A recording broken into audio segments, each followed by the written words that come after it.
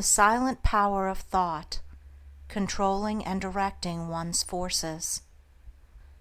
The most powerful forces in the universe are the silent forces, and in accordance with the intensity of its power does a force become beneficent when rightly directed, and destructive when wrongly employed.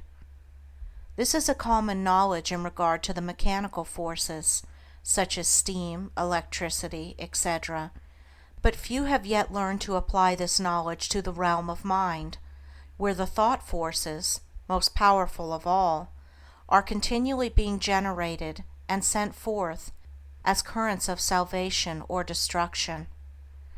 At this stage of his evolution, man has entered into the possession of these forces, and the whole trend of his present advancement is their complete subjugation.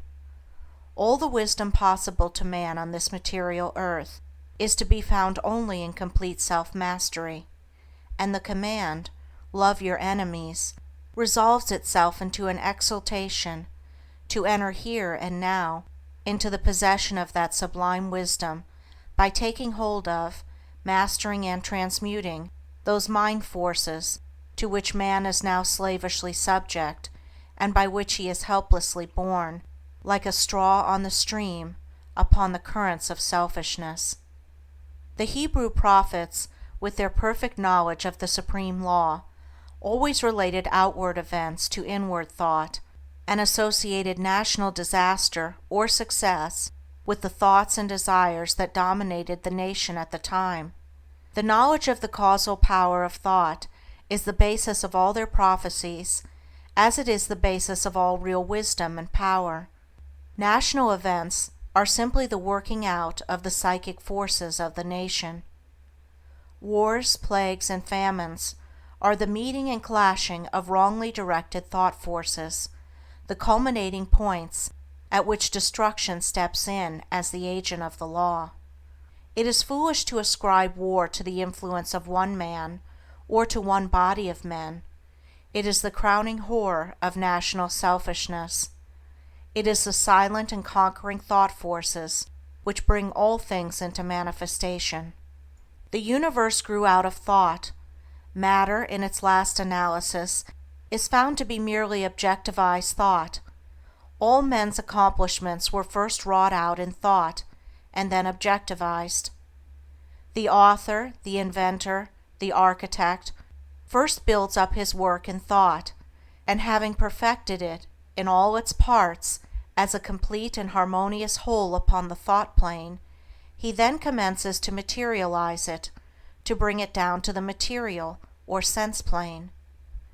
When the thought forces are directed in harmony with the overruling law, they are upbuilding and preservative, but when subverted, they become disintegrating and self-destructive.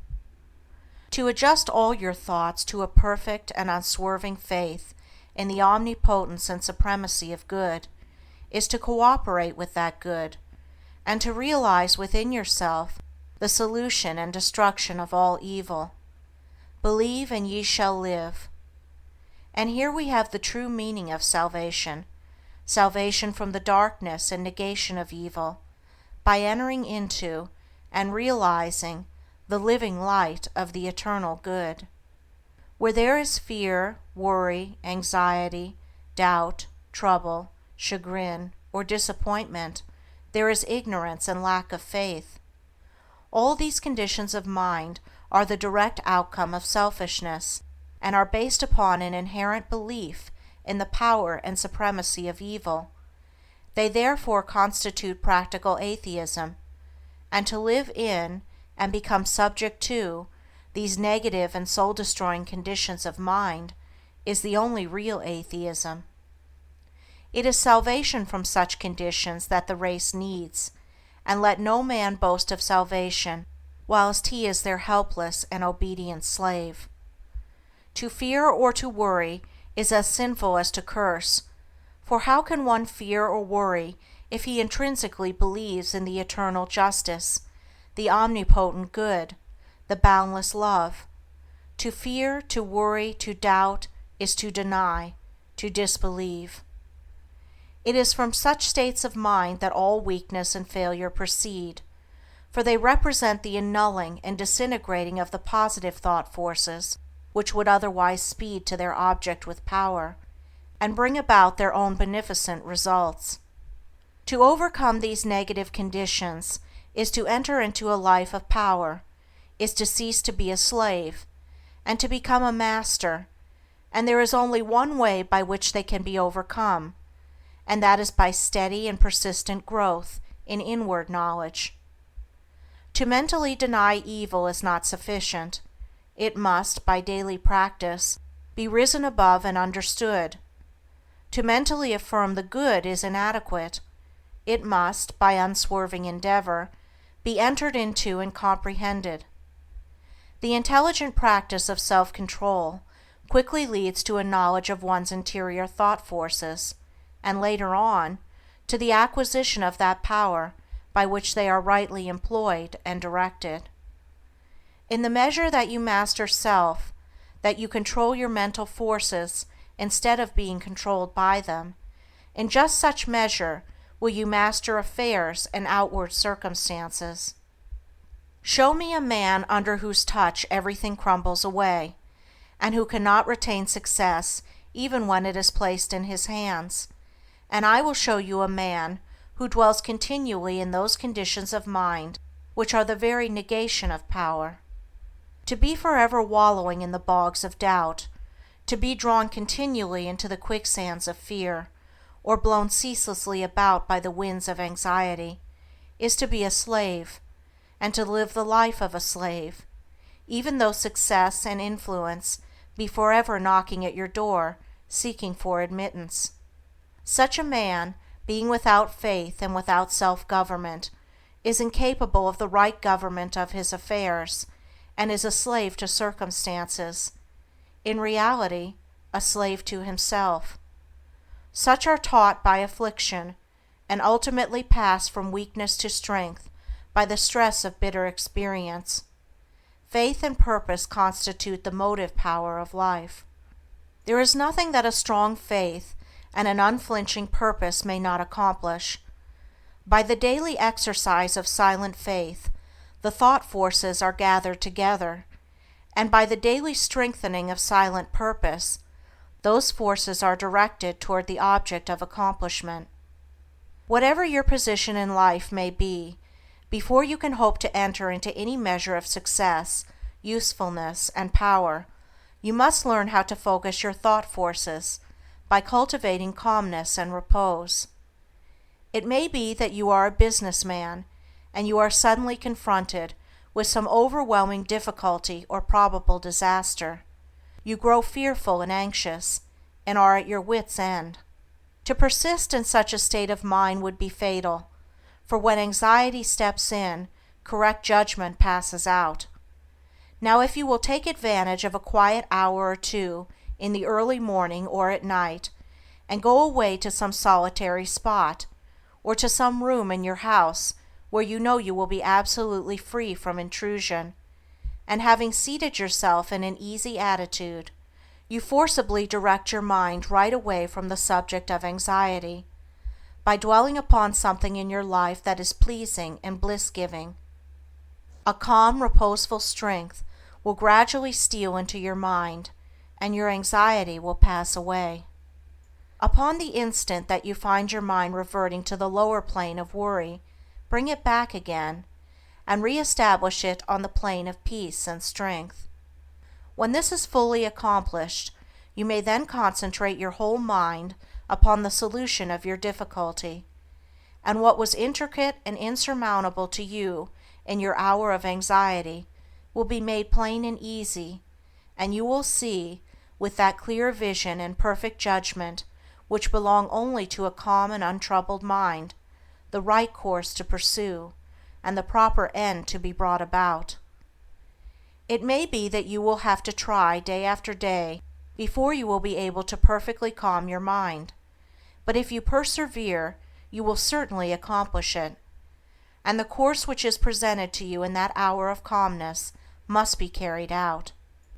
Doubtless, when you are again involved in the business of the day, and worries again creep in, and begin to dominate you, you will begin to think that the course is a wrong or foolish one, but do not heed such suggestions. Be guided absolutely and entirely by the vision of calmness, and not by the shadows of anxiety. The hour of calmness is the hour of illumination and correct judgment. By such a course of mental discipline, the scattered thought forces are reunited and directed, like the rays of the searchlight, upon the problem at issue, with the result that it gives way before them.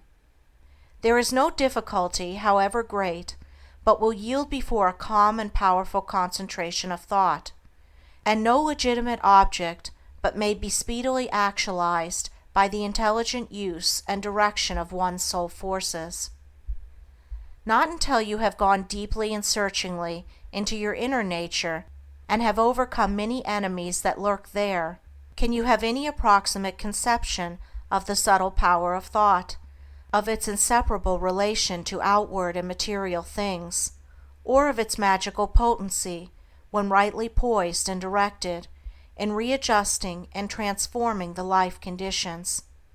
Every thought you think is a force sent out, and in accordance with its nature and intensity, will go out to seek a lodgment in minds receptive to it, and will react upon yourself for good or evil.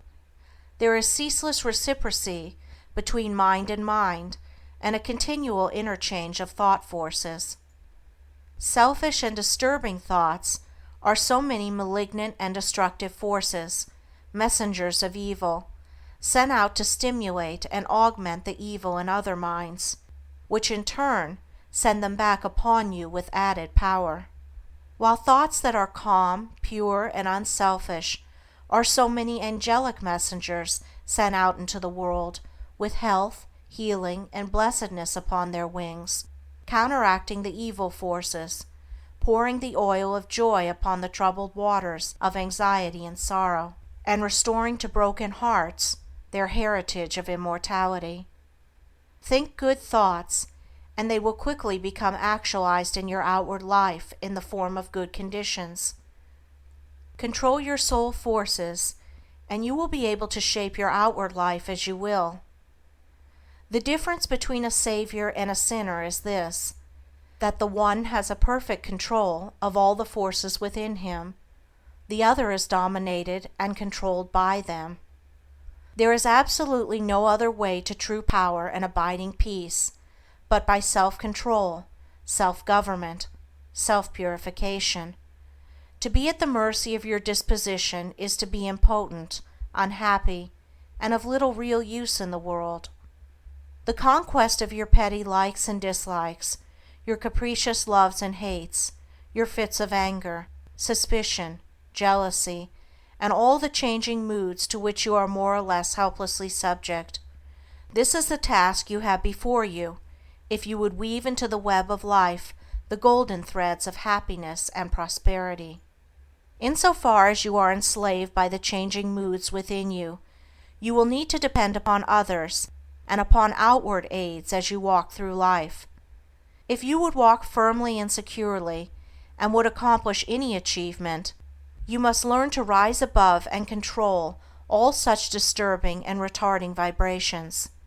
You must daily practice the habit of putting your mind at rest, going into the silence, as it is commonly called.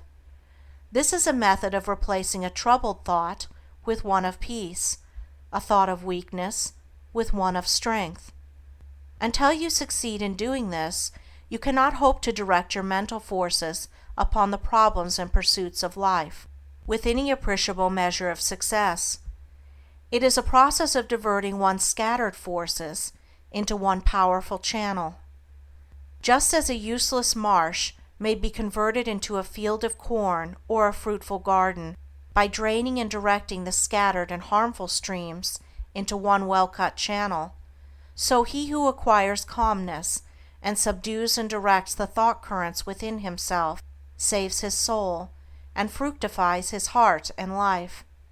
As you succeed in gaining mastery over your impulses and thoughts, you will begin to feel, growing up within you, a new and silent power, and a settled feeling of composure and strength will remain within you. Your latent powers will begin to unfold themselves, and whereas formerly your efforts were weak and ineffectual, you will now be able to work with that calm confidence which commands success. And along with this new power and strength, there will be awakened within you that interior illumination known as intuition, and you will walk no longer in darkness and speculation, but in light and certainty. With the development of this soul vision, judgment and mental penetration will be incalculably increased, and there will evolve within you that prophetic vision by the aid of which you will be able to sense coming events, and to forecast, with remarkable accuracy, the result of your efforts. And in just the measure that you alter from within will your outlook upon life alter, and as you alter your mental attitude towards others, they will alter in their attitude and conduct towards you. As you rise above the lower, debilitating, and destructive thought forces, you will come in contact with the positive, strengthening, and upbuilding currents generated by strong, pure, and noble minds. Your happiness will be immeasurably intensified, and you will begin to realize the joy, strength, and power which are born only of self-mastery. And this joy, strength, and power will be continually radiating from you, and without any effort on your part. Nay, though you are utterly unconscious of it, strong people will be drawn towards you, influence will be put into your hands, and in accordance with your altered thought world will outward events shape themselves. A man's foes are they of his own household, and he who would be useful, strong, and happy must cease to be a passive receptacle for the negative, beggarly, and impure streams of thought, and as a wise householder commands his servants and invites his guests, so must he learn to command his desires, and to say, with authority, what thoughts he shall admit into the mansion of his soul.